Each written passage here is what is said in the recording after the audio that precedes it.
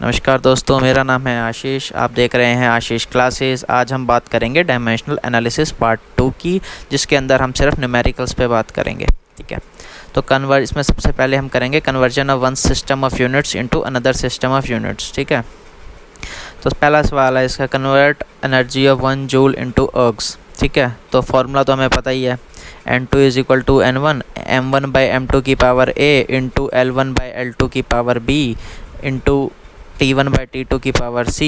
ठीक है, तो M1 हमारा 1 किलोग्राम, M2 हमारा 1 ग्राम, L1 हमारा 1 मीटर, L2 हमारा 1 सेंटीमीटर और T1 T2 दोनों 1 सेकेंड है। ठीक है, तो डायमेंशनल फार्मूला ऑफ एनर्जी हमें पता है M1 L2 T-2। ठीक है, फार्मूले में आप सब कुछ पुट करते हैं। MKS सिस्टम को हमने CGS में कन्वर्ट करना है इसके अंदर, ये याद रखना है। ठीक है, तो N1 हमारा सिर्फ वन जूल बोला ना, तो N1 की वैल्यू 1 हो जाएगी। ठीक है, N2 is equal to 1 bracket 1 kg by 1 gram की power 1 into 1 metre by 1 centimetre का square into 1 second by 1 second की पावर -2। तो हमने इसको फर्दर क्या किया, kg को हमने किस में कन्वर्ट किया, ग्राम में, मीटर को सेंटीमीटर में। ठीक है, तो 1000 ग्राम आ जाएगा किलोग्राम में, और मीटर की जगह आ जाएगा 100 सेंटीमीटर, पर उसका स्क्वायर है, तो जब हम इसको पूरा सॉल्व करेंगे तो कितना आ जाएगा, 10 की पावर 7 अर्ग्स। अब बात करते हैं checking the accuracy of the formula.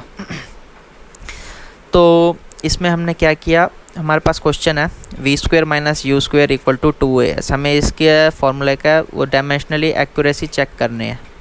तो u इज़ इक्वल टू हमारा इनिशियल वेलोसिटी, v आ गया हमारा फाइनल वेलोसिटी, और a हमारा एक्सेलरेशन, s हो गया डिस्टेंस। तो अब हम left hand side equal to right hand side basically हमें प्रूव करना पड़ता है कि फॉर्मूला डायमेंशनली करेक्ट है कि नहीं है। ठीक है, तो v² minus u² is equal to 2as जो हमारा फॉर्मूला है, उसमें से हमने v² माइनस u² लिया। ठीक है, वेलोसिटी क्या होता है, LT माइनस 1, स्क्वायर है तो उसका स्क्वायर लगा दो v का, फाइनल वेलोसिटी का, माइनस LT माइनस 1 का स्क्वायर लगा दो initial velocity, v² minus u²। अब आप सोच रहे होगे कि ये दोनों को माइनस करके 0 क्यों नहीं आ रहा।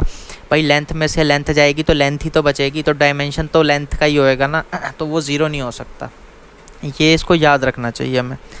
अब RHS की बात करते हैं, 2as, 2 का तो डायमेंशन होता नहीं। एक्सेलरेशन का हमने लिख दिया LT माइनस 2 इंटू L कर दिया। ठीक है, तो L² T-2 आ जाएगा, दोनों साइड में दोनों बराबर हो जाएंगे। ठीक है, तो ये हमारा दोनों करेक्ट, मतलब ये LHS is equal to RHS, ये एकदम हमारा फॉर्मूला डायमेंशनली करेक्ट है इसके अंदर हमारा। ठीक है, आप इसको देख सकते हैं जैसे मैंने इसको सॉल्व किया है इसके।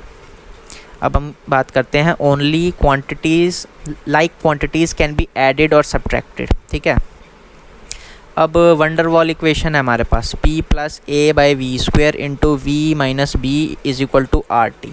हमें A और B का डायमेंशन डिटरमाइन करना है कि A और B का डायमेंशन क्या है। ठीक है, उससे पहले ये जान लो कि ये सब बाकी टर्म्स क्या क्या हैं। P प्रेशर है हमारा, V वॉल्यूम है, T टेम्परेचर है, R गैस कांस्टेंट है। ठीक है, अब हम सिर्फ देखते हैं P plus A by v² को। ठीक है, तो pressure can be added to pressure only, ये चीज़ याद रखना, प्रेशर को प्रेशर में ही ऐड कर सकते हैं। ठीक है, तो P is equal to AV² लिख सकते हैं, या फिर PV² is equal to A लिख सकते हैं। प्रेशर का हमने डायमेंशन लिख दिया, अब हमने, आप स्क्रीन पर देख सकते हैं, ये रहा ML-1 T-2, और वॉल्यूम का तो हमें पता है L³ होता है, उसका स्क्वायर है। अब A को हमने फर्दर इसमें सॉल्व किया, ML5 T-2 आ जाएगा। वॉल्यूम कैन, अब अगले ही उसकी बात करते हैं, V माइनस B की बात करते हैं, तो volume can be added to volume only. ठीक है, तो B का क्या हो जाएगा, L³ आ जाएगा, सीधा समस्या ही ख़त्म हो गई। ठीक है, ये चीज़ हमें समझ आ गई। अब हम बात करते हैं फार्मूला डराइव करने की, कि फार्मूला डराइव कैसे करते हैं। हमने लास्ट क्लास में पढ़ा था थोड़ा बहुत कैसे डराइव करते हैं। अब इसके अंदर सबसे पहले हम क्वेश्चन पढ़ते हैं। Let a centrifugal force F acting on a particle moving uniformly in a circle may depend upon its mass m, velocity v, radius r of circle, derive the formula F using the method of dimension. तो मैंने इसमें क्या किया, उसको मैंने direct ही लिख दिया। पर आप कैसे लिखेंगे, force is proportional to m की पावर a, v की पावर b और r की पावर c।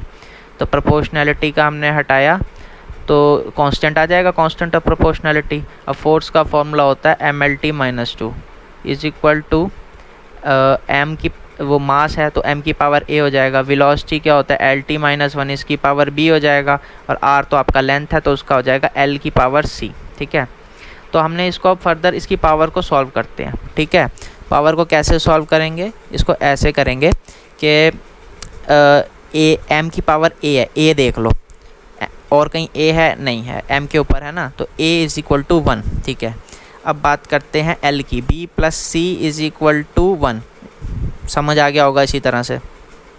और अब हम बात करते हैं m हो गया, l हो गया, अब हम t की बात करते हैं। Minus b is equal to -2, तो b तो 2 हो जाएगा। ठीक है, अब हमने इसको फर्दर सॉल्व कर लिया तो इसकी हमें वैल्यूज़ मिल जाएंगी, a की वैल्यू 1 हो जाएगी, b की वैल्यू 2 हो जाएगी और c की क्या आ जाएगी, -1। तो अब हमने जो सबसे पहले फार्मूला में देखा था उसमें हमने इसकी सारी वैल्यूज़ रख दी। Force is equal to k mv²/r, जो हमने सबसे पहले लिखा था ना, force is equal to constant m की पावर a, v की पावर b और r की पावर c, उसके अंदर हमने रखा, तो ये हमारे पास फार्मूला ड्राइव्ड हो गया। ठीक है, तो इस डायमेंशनल एनालिसिस में हमने बहुत कुछ सीखा कि कैसे हम चीज़ों को कैसे कन्वर्ट करते हैं, कैसे हम फार्मूले ड्राइव करते हैं, किस किस टर्म्स को, मतलब उसके यूनिट्स कैसे कन्वर्ट करते हैं। हमने उसके अंदर समझा कि वो चीज़ है क्या, वो मांगती क्या है। जब वो चीज़ समझ आ जाएगी तो आपको डायमेंशनल एनालिसिस खुद ब खुद समझ आ जाएगी। ठीक है, तो आज इस लेक्चर को यहीं ख़त्म करते हैं। आपने मेरा लेक्चर अटेंड किया, थैंक यू वेरी मच। चलिए अब हम अगले लेक्चर में मिलते हैं, टिल देन ओके बाय।